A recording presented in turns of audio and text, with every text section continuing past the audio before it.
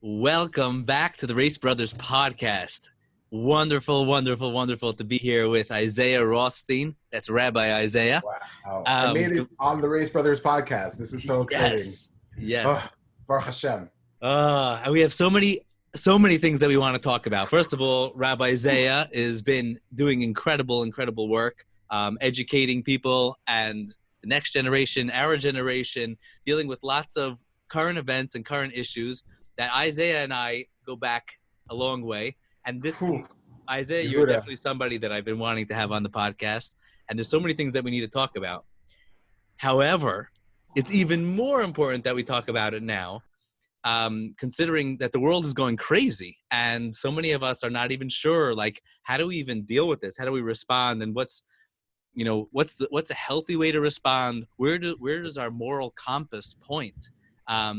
There's so much confusion. Corona gave us so much confusion. And then obviously with everything that's going crazy in the world and especially in America. We almost don't remember what crisis we're living in. Like there's just like compounded layers of one thing inside, right? But it's just really like that. Yeah. Anyway. Yeah. And so Rabbi Isaiah is also uniquely positioned in this story. That he comes from an interracial family. His father is white and his mother is black. And that also puts a whole spin on it growing up in the community. I'm sure many of you that know Isaiah have heard some of it and heard some of his viewpoints and understandings of the situation. And obviously his life experience that gives him a unique viewpoint and a unique angle that can open up to many others of us that want to hear how different people are experiencing this.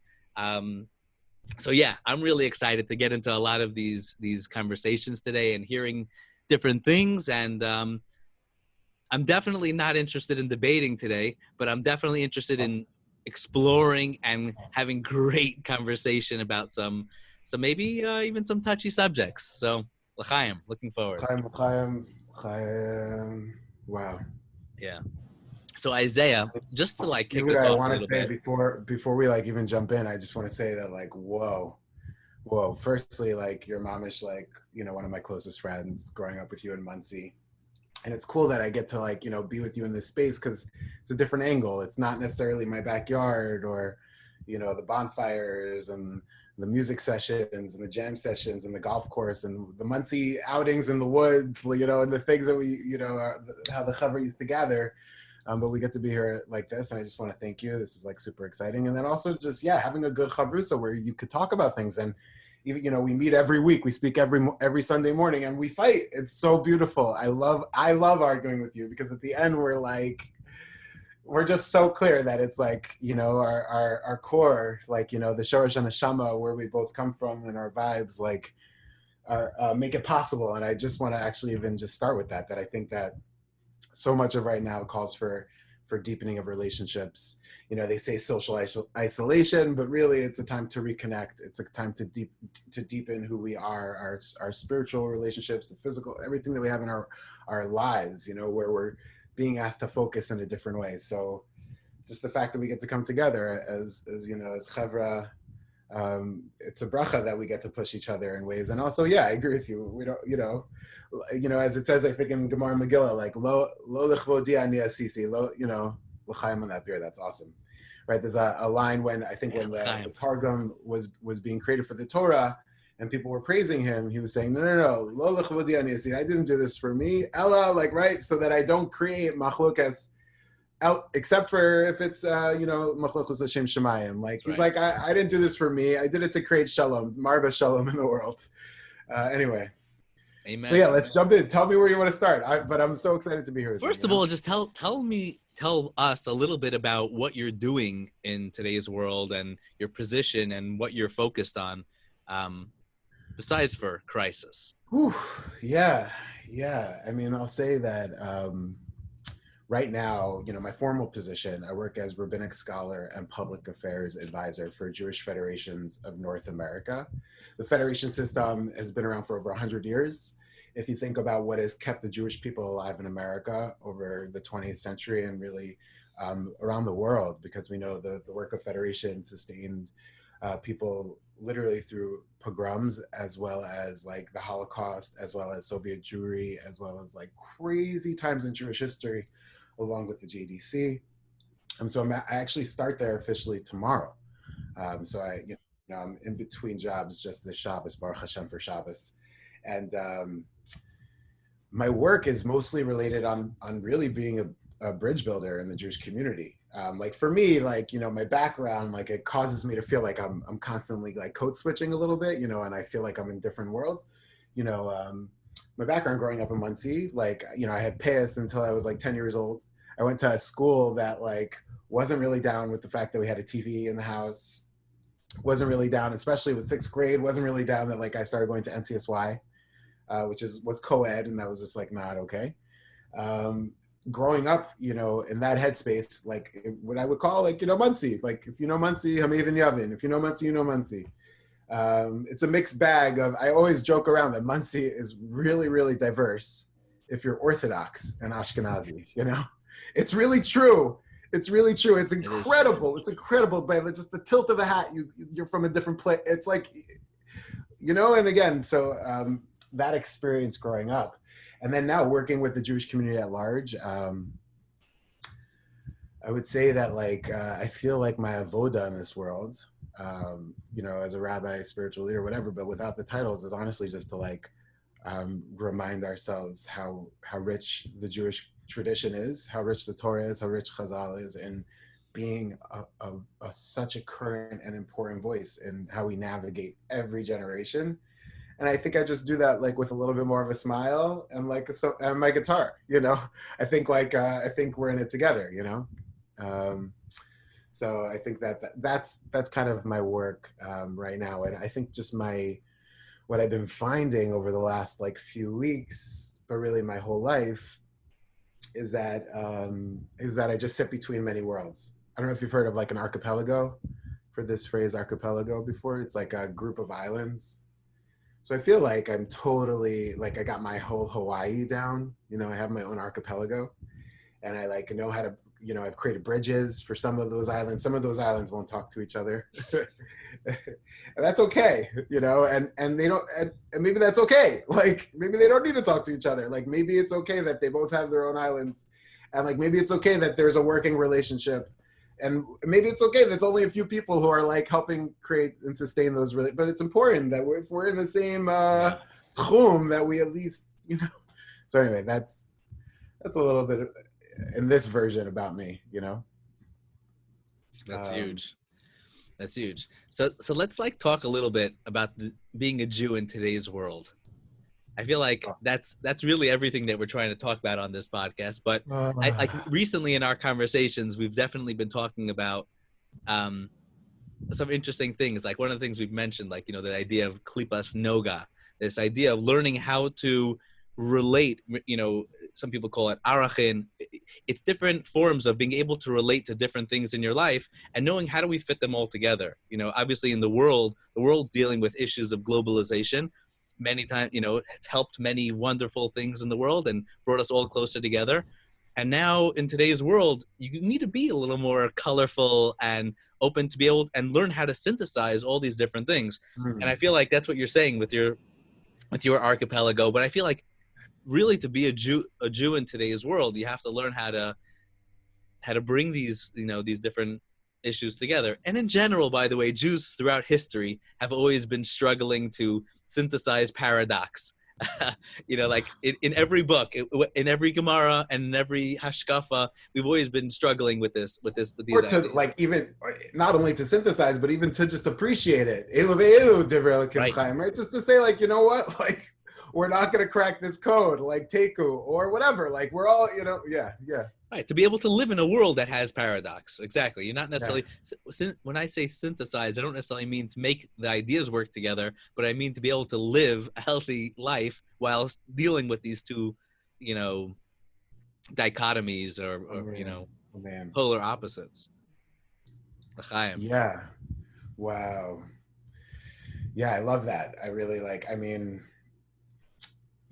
one thing I think like the American Jew, the Israeli Jew, the Israeli American Jew, the American Israeli Jew, wherever we're Ethiopian, Brazilian, wherever you want to call it. It doesn't, to me, I think there's a Gemara in this, maybe it's Sota, that talks about like, right, the Klipas Noga, like a perfect example, like the destruction of the Beis HaMikdash. How could there have been any good in that? Like, what does that mean?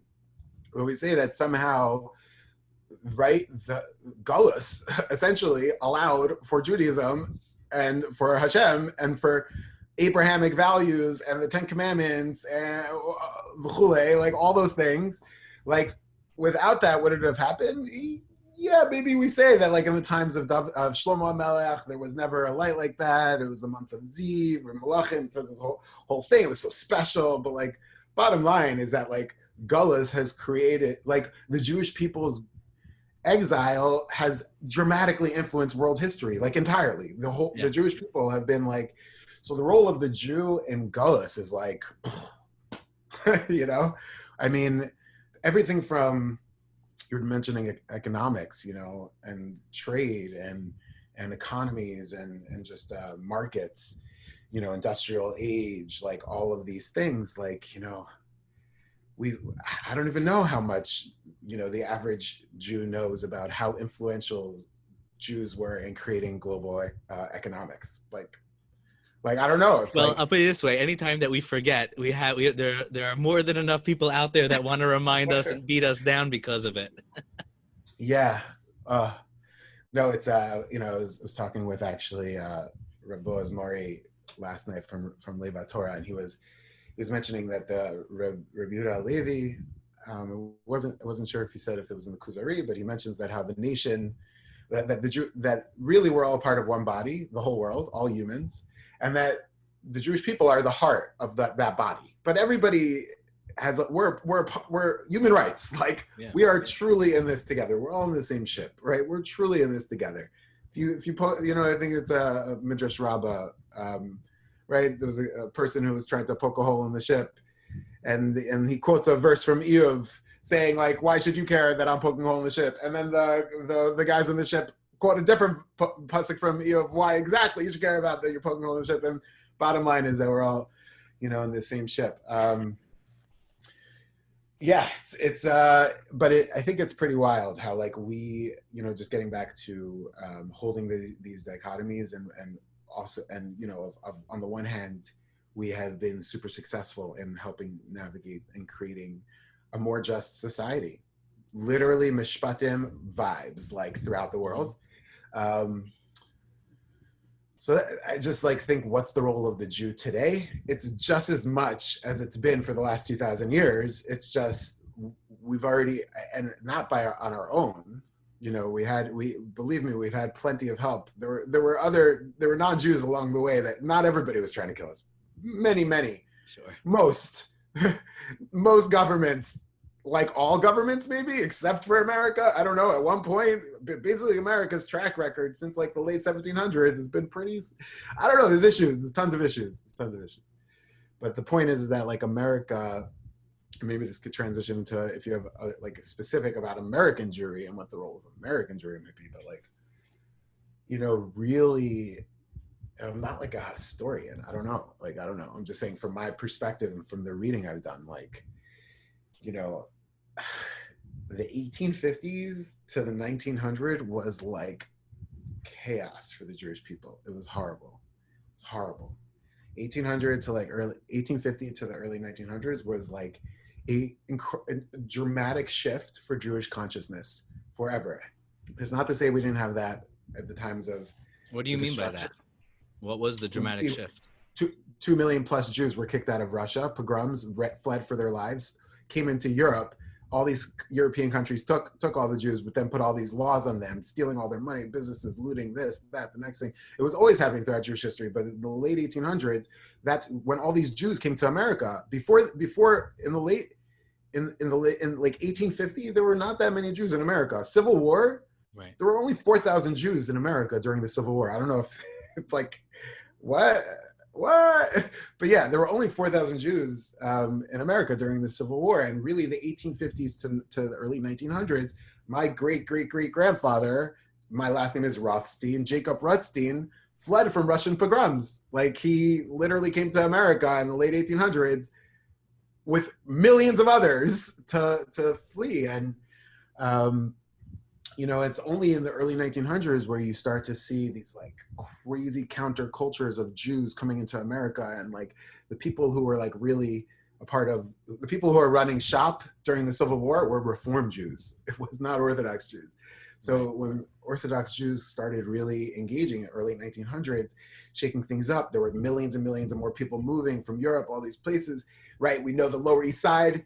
The question of the Eruv on the Lower East Side in the early 1900s is like biggest like topic of around that's Eruv my in America. grandparents. That was my What? grandparents. My grandparents moved over at the beginning of the 1900s, and my Zayda Shializer, he was like a big mover and shaker over there in the Lower East Side, Shializer Fogel, and then the Raice family also. They all came over early 1900s. And the truth is that the people that came over before the war, you know, like they're considered, like we consider like old American family, like you're saying, because like, oh, Jews in America, like if you came over before the Holocaust, then Gewalt, you were here from before. The survivors that came over after, it was like a broken and tattered people. And the people that came over before, like you're saying, they were also pretty broken. You know, they came over, I think on both sides, they came over, you know, bits and pieces. First the husband, and then the family, and, you know. Oh, the journey here from like in the late 1800s to World War One, nish pashit. Like, blah, for any, I don't know. I mean, there were people who had access for sure, but largely people were fleeing for their lives. Like, like bottom line, like largely like, yeah, okay, there were certain people in certain places, Warsaw here or there. I don't know. There's a few places where like, you know, they had relationships with the government, but largely people, anyone who was coming to Emma Lazarus, who was a Reform Jew, who was a Zionist, who knew that all these Jews coming to America would lead to the state of Israel. Did she really know? Yeah, in a way. Why do I say that? Because already Herzl, all these people existed. They were already super excited. Zionist idea was picking up steam. And America, without America, Israel wouldn't have been possible. America is also firmly built on the Judeo-Christian like deep beliefs. Like, you know, looking at the early, there's even a I don't know, a myth or a legend about how the Baal Shem Tov sent over some of his students to influence the early revolutionists of America. I don't know how real that is. I would love to hear if people, you know, actually know about some of these things, but we definitely see a lot of these early beliefs, at least philosophically, influencing like America. Like America's really been built on an incredible foundation. And I think that, you know, everybody sees America, at least, sorry, I don't know what everybody sees. I see America as the best civilization that was ever made, other than my Jewish things, meaning leave all the Jewish stuff on the side. America is incredible. That the ideas of building a civilization based on life, liberty, and the pursuit of happiness. I think that some of those core ideas that we're feeding off in today's world, like where somebody can grow up in a poor, challenged home and he can make their way to a comfortable middle class, and the middle class, their kids can become wealthy people in America. That never happened in any other place in the world. This ability for incredible economic growth as individuals, and that's America. I love that. I love it. It's so true. It's so true. And I want to push back. And I also want to just go back to Emma Lazarus for a second. Yes, yeah, right, Emma Lazarus, that poem that she wrote. We want to find it real quick. Give me your tired, your poor, your huddled masses, yearning to breathe free. Right? Emma Lazarus was born before the Civil War. She was actually living in America when all of our ancestors were fleeing pogroms in Russia, and she was hearing about these things, and she knew. And her quote is what's on Lady Liberty, right? By the Golden Gate, whatever, but the lamp by the golden door. The golden door is what it's called. I didn't realize that was a Jew that wrote that. A Jew wrote that line that is on Lady Liberty. It's incredible what you're saying about how really in a serious way, America has laid a foundation for Mashiach. Bottom line, like whatever, it's this crazy opportunity that like the Jewish people have not had since Bayesheni, and even Bayesheni was probably like, it's like crazy that like Joe Lieberman could almost be president. And like, who knows? I mean, let's not even go into politics, but unless I We guess we're will. gonna have politics. There's We nothing will. off limits today. There's nothing on the list. Oh, by the way, So, just to let you know, this is only part one because I know yeah, that we're limited on time. we We're are. not rushing any conversation here, and we're gonna have a Right. part two. It's to have minor leshon, to know that, to what the right things are to say, and what you can't push with that. You have to just. Yeah. So thank you for that. What's interesting, I agree with you. Like America, the dream, all those things. Emma Lazarus, New York, seeing all of these immigrants, people who are literally fleeing for their lives, and people who saw their family members literally murdered because they're Jewish. Like, yeah, American Jewry, like, yeah, for sure. Trauma, like fleeing, whether it's the Second World War or before World War One. The most of the migrations for Jews to America in the earlier stages were not because we're like, let's see what's up. No, it was because we were running. So Economic possibility and religious liberty. Religious liberty. Thank you. And again, America was founded on we know you were mentioning philosophy. I think the term is like philo-Semitic. It's built on Mosaic, Moshe's. It's built on the Mishpatim. It's built on Parshas Yisro and Mishpatim, basically, right? This idea of philo-Semitic, and it meaning even Christians who like truly believed in like the Jewish people, and that they come from the Jew, whatever, the thing, like they come from Judaism and that connection. There's a huge cheshek for a lot of non-Jews to like, developing the land of Israel in the late 1800s, early 1900s. A lot of non-Jews who believed in the Jewish right to that land helped us get there. Philo-Semitic. America is built also on philo-Semitic ideas. Non-Jews who believed in the Torah, believed in the Old Testament, whatever. The point that I want to make, though, and where I want to push back, is that the Civil War. So my ancestors. Nicholas Gibbs, if you look him up, like he has a historical society. This is weird. I grew up in Monsey. I just want to remind you. But my ancestor, Nicholas Gibbs Historical Society, Nicholas Gibbs, he is one of the founders of America. He fought in the American Revolutionary War. And he because of him, in terms of my yichus, I guess you can say, I'm a part of a secret club. It's not a secret club, but it's a secret club to most Jews because there were only 4,000 Jews there weren't even that many. Of sons and daughters of the American Revolution. My ancestors who fought in the Revolutionary War were in America. Wait, Nicholas Gibbs was not a Jew. No, it was my mother's. That's your mother's side. My mother's side. Right. My mother's, yes, not Bichlal, not a Jew. In fact, he was. When they say that Jews are white, I'm always like, no. My ancestor Nicholas Gibbs was white because Nicholas Gibbs, my mother's biracial. She presents as dark skin. I'm multiracial. I'm a quarter black, right? So my mom's mom, were all Dutch and British. Royalty came for the American promise, dream to leave the UK, the stronghold of the king, right? Go listen to Hamilton the musical. You can get a whole thing, right? And like that whole time in history. And so that was Nicholas Gibbs. And then also in the early 1800s, like this was, so revolution is a little earlier, but a little bit after that, on my mother's father's side, my ancestors were slaves in America. Like literally my ancestors, Charles McRuder and Rachel Hill, were slaves in America. And they're my family. Like those are, growing up in Monsey, I knew that, by the way. I knew that my whole life. Right. I'm saying they were multi-generational slaves from. Do you know who was brought over from Africa or? So yes, we basically. What's interesting is, and I could do a share screen if it's helpful. But should I do that real quick? You could do that. Yeah, sure. Yeah, I'm gonna quickly make you. So I'll share a screen with you. I'll show you some stuff. But basically, it's kind of weird also that knowing this, like at the Pesach Seder, like knowing this about my life. So let's take a look at some of it. You see all this? No, wait, that was your family before. This is my family. Oh, there you go. There's your family. This is just, let's keep going. This is Monsey a little bit. This is Monsey a little bit. This is my parents. That's a great My parents at their chasana. Pretty wild. Yeah. Pretty wild. Yeah, my father with my uncle, that's the man in the middle is my grandfather, Curtis Wow. Robertson. That's my grandfather. Your mother was the only one that converted from her family, right? Correct. But Correct. she still kept up good ties with them.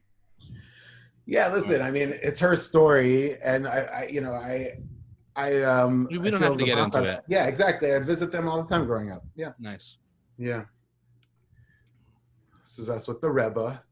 There's There me you over guys. there. What was I going to show you? Oh, so here's my Ned and Maria are the ancestors who were probably taken over. We don't know for sure, but that's nobody. That's the whole thing about slavery. No one knows for Of sure. course, they We know there's like 4 or 5 areas in West Africa that where most slaves were taken from to come over, but we also believe in the science and all the social anthropologists, they know that the people who were kidnapping Africans were also going more inland, more anyway. So where I have that arrow, Charles and Rachel I mentioned, that's Rachel.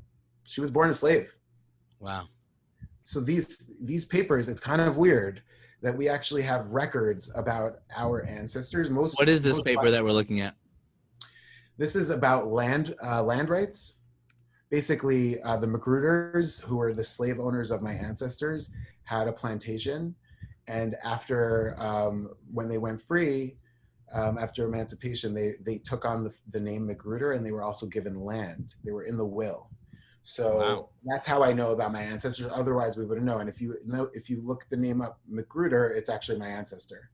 One of Wow. my cousin, I don't know if you've heard of the Birmingham church bombing of 1963, which led to many moves during the civil rights era, including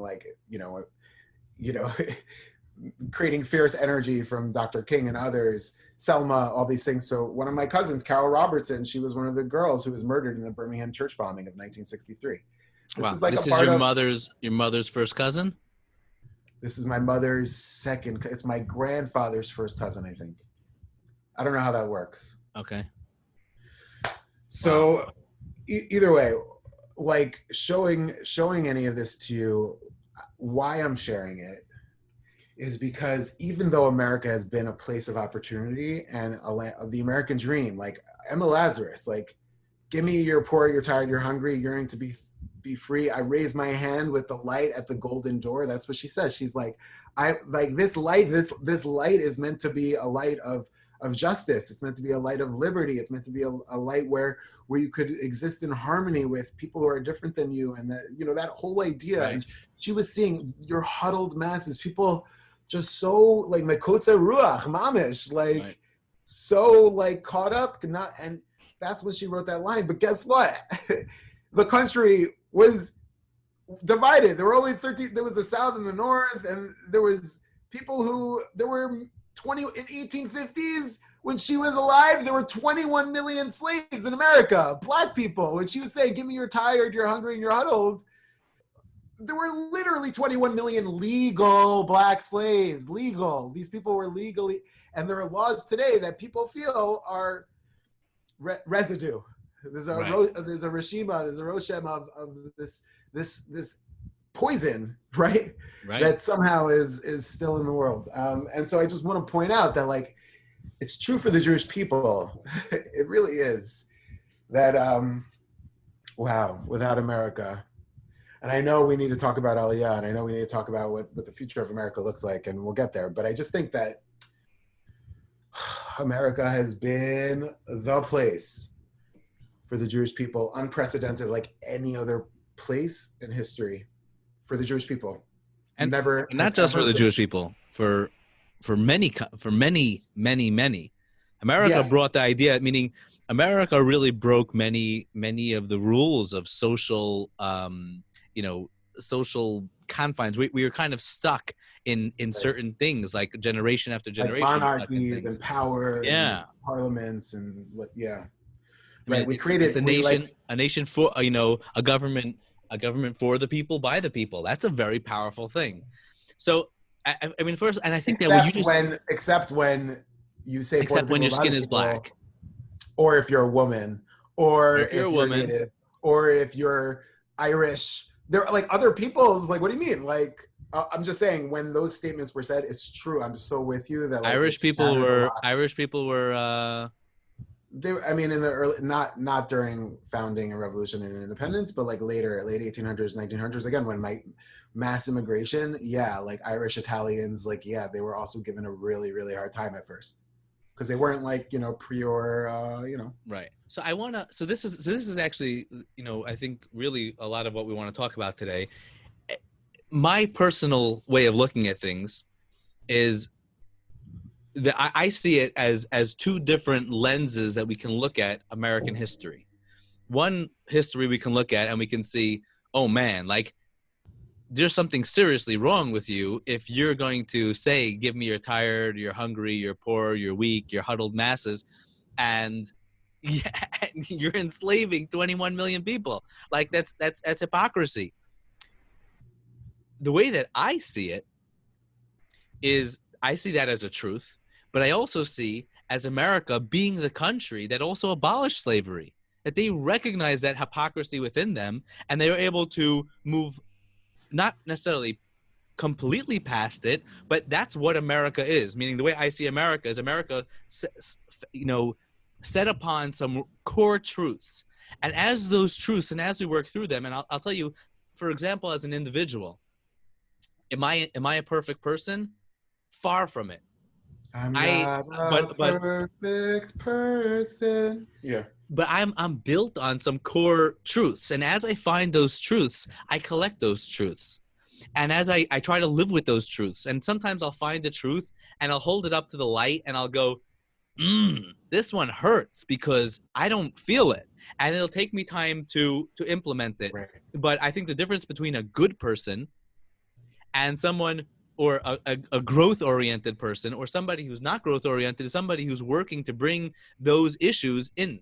And I see America as a country that has been doing that. I think a country that's able to look at themselves and say, wait, this is wrong. What we're Right. doing is wrong. Let's change that. And to me, that is the more defining way that I will look at another human being, and more of the defining way that I'm going to look at America. I look at America as the defining factor of America is one of constant growth, one of betterment, and one aligned with these deep beliefs, and Justice, therefore values, law, right? and Yeah. therefore like the fact that they enslave people, to me, is not inexcusable. I mean, sorry, it's not excusable. It's not something that we're going to say, oh well, they didn't know better. I'll say, well, that's a horrible thing, but it's not something that I would Love at it. all want to delete from history. I'd want to say that's where I was, right? Like every Jew says on the Seder night, Hashta Avdi. Now I am a slave. Now I am in a state of imperfection, but I'm going to be working on that. And the Jew says that every single year. And the goal for every Jew is to be growing with that every bit every year. And therefore, when I look around and I see, the progression from being of America being a country that enslaved millions of people, and then going to freeing those slaves, and those now freed slaves became only 3/5 of a human being, and then they Mhm. became finally to getting Yeah. rights to vote, and women's suffrage as well, all that. Like these are It was an incredible things. evolutionary process, right? I see these as victories. I see these as, this is the kind of thing that I A would part of what America was meant to do, right? yeah, and I would hold these things up and say, wow, what a country. And the fact, even for example, taking things that, like statues of people that, let's say, were great Confederate war generals, or even Fort Bragg, right? This is a big argument right now in politics. Should we get rid of the name Fort Bragg? Like Gavat, like it's part of the history. Is it something? And let's be aware. Let's learn what it is. Let's know what it is. Like, I think one of the things that hits me, and maybe I'm bringing this from and I'm bringing this from the Torah. The Torah does not shy away from any uncomfortable stories, and we see them. And not only that, there's a mitzvah. There's a mitzvah to remember the hard moments. We got to live in Sipor Yisias Mitzrayim. We have a mitzvah to remember every day, every right. Shabbos. but I also mean the ones that don't look so good. Like, you're looking at, let's say today I was talking with some friends about the difference between the marriage relationships between Avram and Sarah and Yitzchak and Rivka and Yaakov and Rachel and Leah. And you look at them and you go, wow, Yehuda, you just said Yaakov and Rachel and Leah. What about Bilhah and Zilpah? And you go, Yehuda, you're going to put Avram and Sarah's relationship as the same as Yitzchak and Rivka? Yitzchak and Rivka were the only two that were completely devoted to each other. All the others had other wives. Yitzchak and Rivka were the ones that they had. Rivka, had a certain fear of her husband. They weren't even able to communicate about the raising of their children.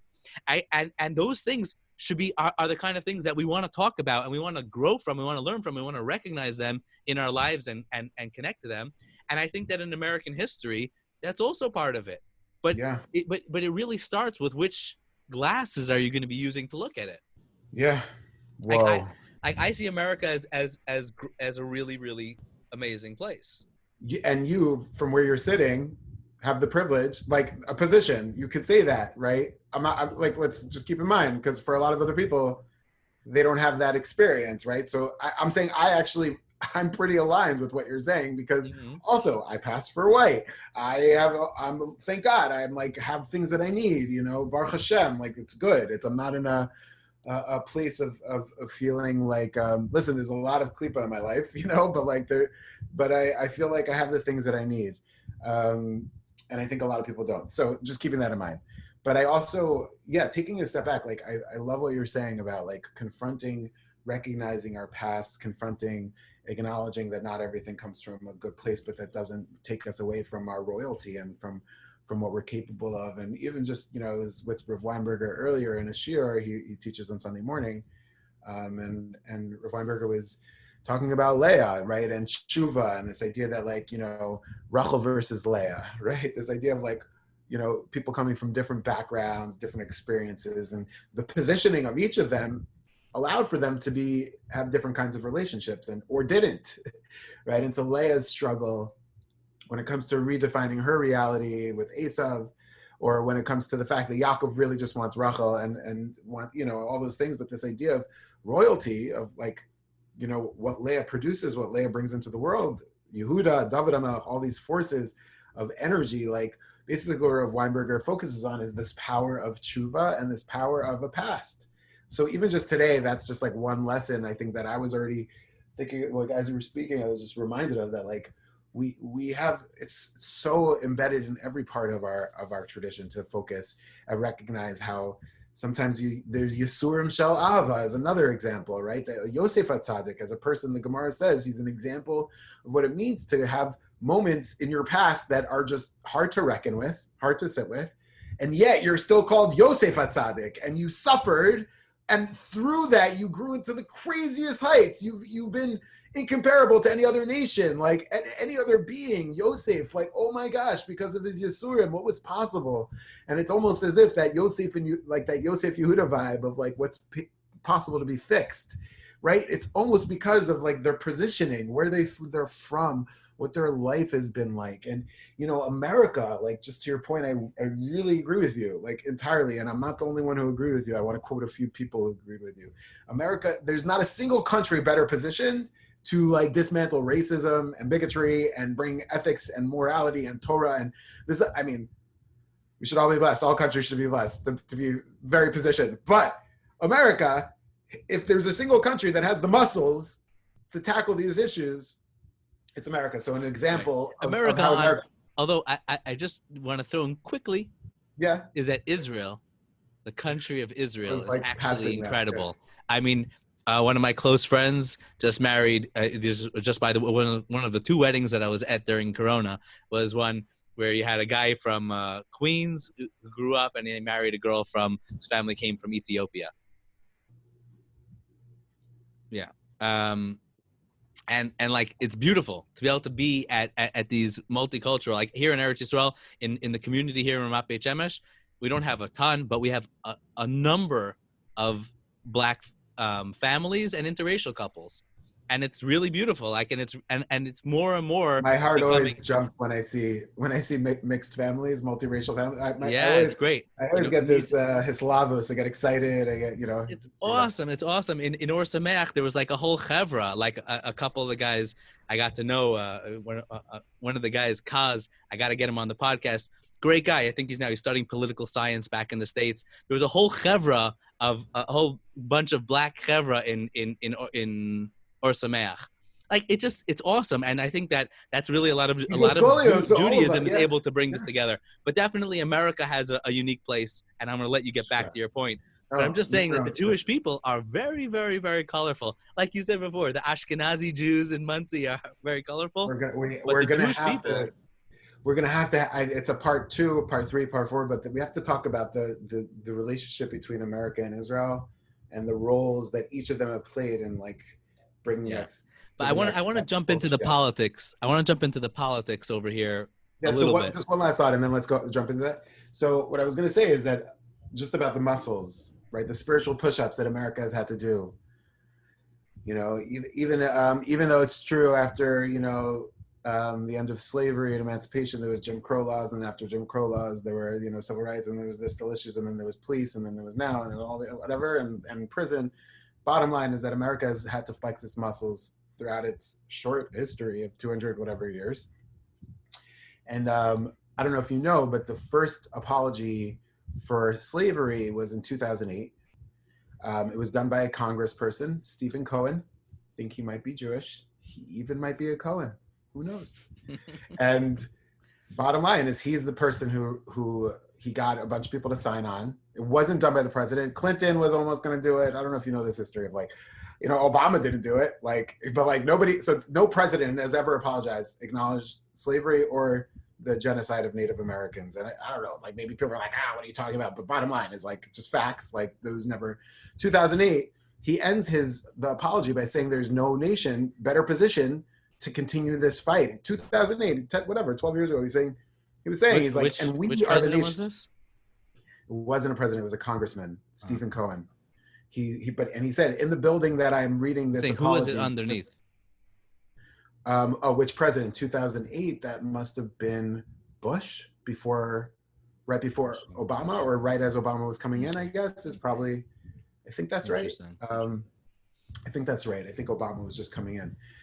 And so he says this building was built by slaves. The building that I'm giving an apology for slavery in was built by slaves. And he also said that America is the greatest nation on earth, and that if there's a single nation that could be the refuah to this makkah, it's America. If there's anyone that could tackle this, and bevadai Israel for different reasons, but is America. And Martin Luther King, right? Malcolm X. A year before they were there's a book, Why We Can't Wait, by Martin Luther King. The whole Torah, the whole book is literally just about how America is ready.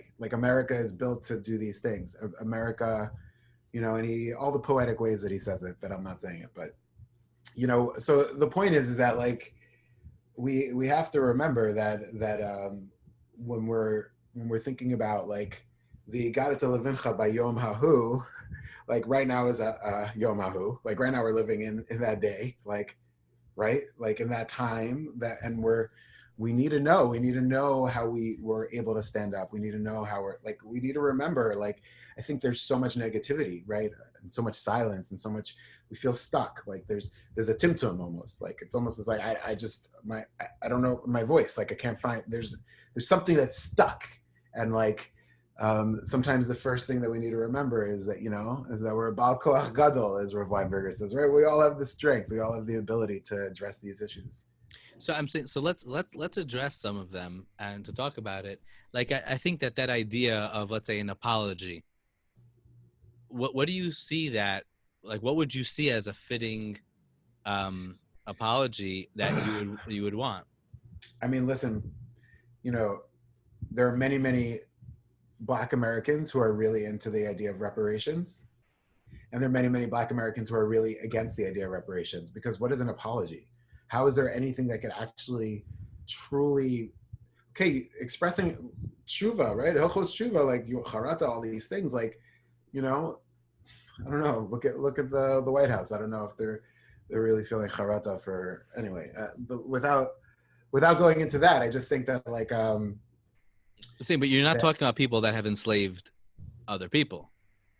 You're talking about people that we're all children of those people, and now we're dealing with it. So I'm saying, so if somebody wrongs somebody else, then they need to apologize. But we're talking about, let's say, apologizing for something that you didn't do. so right. So for Like let's say that. for a government official to get up and to say like we need to recognize this as part of something. I hear that.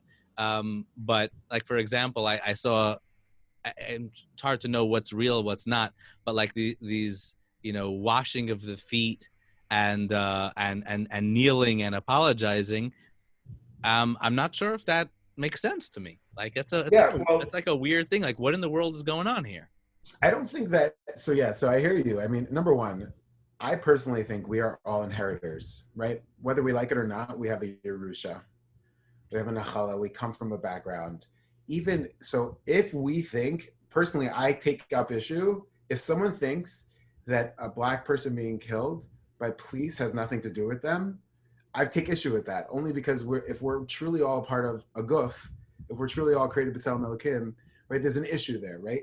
But in terms of like us inheriting that, I didn't do that, you didn't do that. We're experiencing it around us. We know that there's plenty of sources in the Torah, and if we want to get halachic, okay, we need Yeah, to we're go a leaving little that deeper. out. But leaving that just ethos wise, like we know that we have all these ideas that go against any harming any human form, right? Shmoras Me'odas Nafsho Seichem, right? This idea of Shemitah and Yovel, where people shouldn't be slaves. This idea of Shabbos, where even your ger or anyone should be able to have a space where they have rest, even your slaves, right? Like, like that idea, like these concepts. So by us simply existing in all of this injustice, it's in a way against our halachic morality. I'll just and then I'll hear from you. But Rav Soloveitchik, he has this concept. He says that there's a Shulchan Aruch. Okay, I know how to function in when it comes to halacha, right? I know that there's a din, and even if there's there's a spectrum of who would be more machmer or kula or whatever, there's a din. Like there's an objective reality about the halacha. But what about things that are like messy? What's the point of Perkei Avos? Like, it's meant to be like for halachic morality. It's something that you have to develop. It's like neo halacha-ish. Like it's not necessarily something that you apply lamaisa because it's like through the Masorah of Shutim and all these ideas. But that it's a part of how we're supposed to respond to injustice. And so for any of us to say, like for me, like I have my children, I'm a Shabbos, I'm good, I have a little schnapps, and also like guess what? Like I'm finally free. Like Jews, like I finally, like I'm third generation American where like I have a higher degree. Like I don't need to get caught up in all this stuff. Like I've my whole ancestry, like my ancestors died in the camps. Like I can't get involved in this tsuris, right? That idea is like so current, it's like it's too much. But we have a halachic obligation in a way, right? This idea of like, and again, we live dina demachos dina. Right. So anyway, yeah, but that's a human thing, right? That's a human thing that like people are going to have an issue, jumping in, like the same reason why people are having an issue talking about Aliyah to Israel. It's like I can't handle it. Like I have my family here, and I have my parnasa, and I have all these things. Like I can't talk about it. Or the first leaf in Shulchan Aruch, I'm getting it for Tikkun Chatzos. Like, dude, I can't talk about Tikkun Chatzos. Like, don't hack me a chaynik, the Galus Shechina.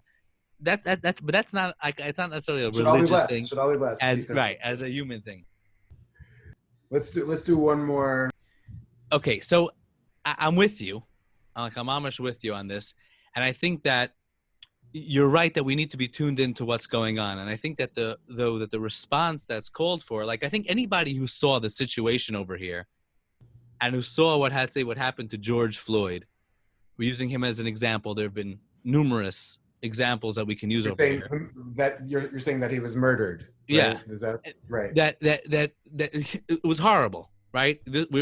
We saw something that was absolutely horrible, and there needs to be severe repercussions, right? Like, obviously to the person, anybody who does this and anybody who does any type of evil act needs to be dealt with. Yeah. And especially because Have a if it's mitzvah coming, Hashem. Have just courts. You need a right. just court. But if we're also going to but also I think that one of the things that I need to recognize, like, the idea of removing, like, you said, Lasamet Adam Riyach, I'm bringing those things out.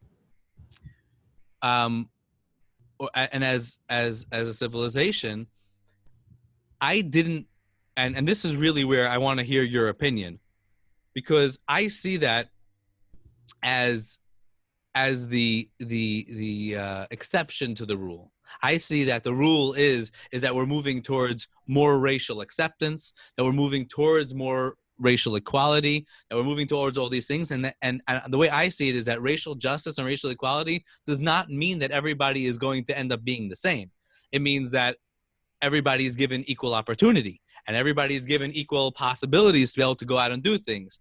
And personally, to me, like, just to give it a short example, is seeing the complete outrage over George Floyd and the fact that there were 30 murders last weekend in Chicago blew my mind.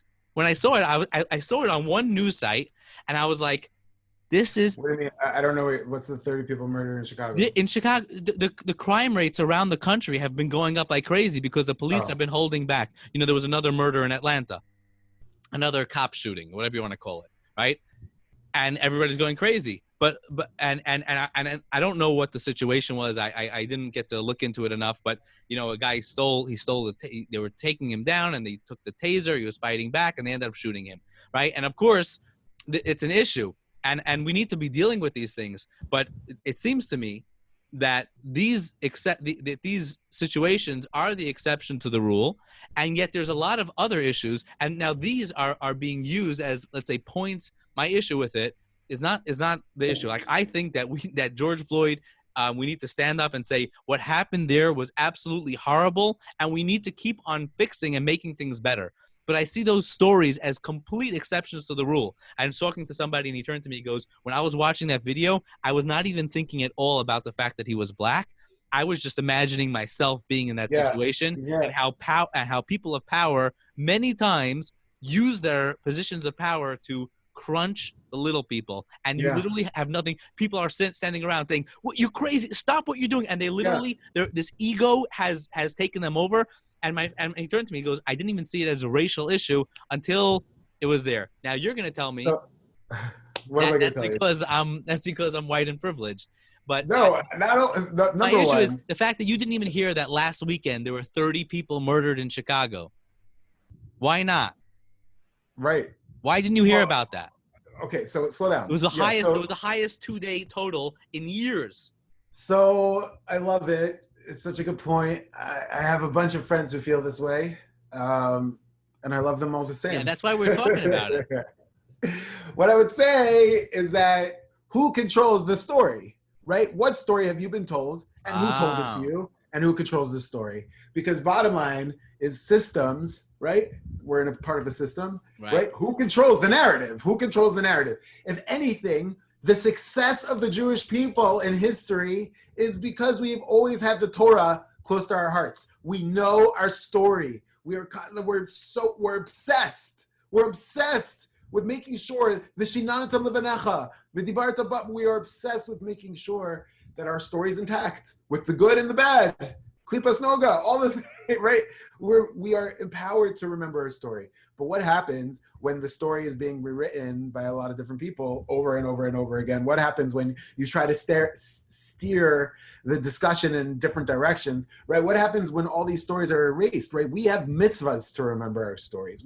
It's a part of our bones to talk about what it means to have a legacy and a story. The Jewish people's power is that it doesn't matter where you go. And I know we've spoken about Viktor Frankl and logotherapy and, the death camps. It doesn't matter where you go, right? The fire of a Jew is like, it's what's, I don't know, to me, it's like the Torah, right? The Torah, yes, but the Torah, because it's our living embodied story. It's who we are. It's literally our compass. It's everything. It's everything. But imagine when someone, like, think about now, just that's us, Baruch Hashem. But think about it when your story has been taken from you, when your story is being rewritten all the time by other people, and where you have no control over where you even came from and your legacy. And Jews do know what that's like. And specifically for Black people in America, we have to remember that these people were taken from where they live. They don't have, their heritage is erased. There was an undoing process when they got there, that the plantation owners would do these crazy things to undo their African culture. Even so much so that when a second batch of slaves came over, the slaves had to also undo the new slaves culture. It was on the slaves to undo the slaves culture. Undoing stories, taking away a legacy. And then who's controlling the story? So of course I would have friends who are from living in Monsey or wherever else who have no musag at all about the Black experience in America, that they would say, nah, George Floyd's an exception. Because the story that you heard is that he's an exception. But if we sit down and we really go to the Shakavataria and we go into all the pieces of Black history in America, you're going to realize that this is not an exception and that this is very much on script. Wait, this is right. very much One on script. second. We're not saying that yeah. I'm going to take Okay, it. And sorry, I'm enjoying. No, I'm good. And I think that it's important. I think that's why we're bringing up these different sides, and we want to. This is the conversation. This is why we're having it, right? And yes, there. When I say that it's the exception, God forbid, I don't mean that this is not like coming from a history, right? We understand that it's coming from, but we have to also put it into place to understand what's happening now. And just because something is happening now doesn't always mean that this is the rule. When I mean that it's not the rule, yeah, you're right. There has been a progression throughout history of let's say, of racial prejudice and all of that. I'm not denying that. I'm not denying. Murder. And I totally agree. And I think that Black. Yeah, and people that are Black are, get pulled over more. And if somebody's driving a nice car and they're going to be, what are you doing? And we just listen to other people. All the things. There was just another recent murder on that showed that as well.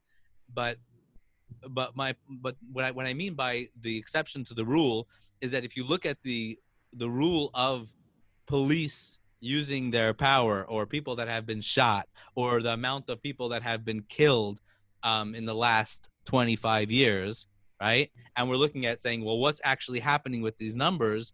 Is it because are people being, a white person, a Black person, this guy that was killed, is it because of a racial prejudice?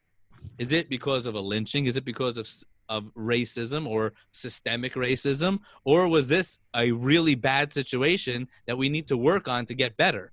Meaning, like for example, my personal feeling on this situation is that anytime that you have something which is really bad, that needs to be a warning bell. Oh, you're screen sharing again.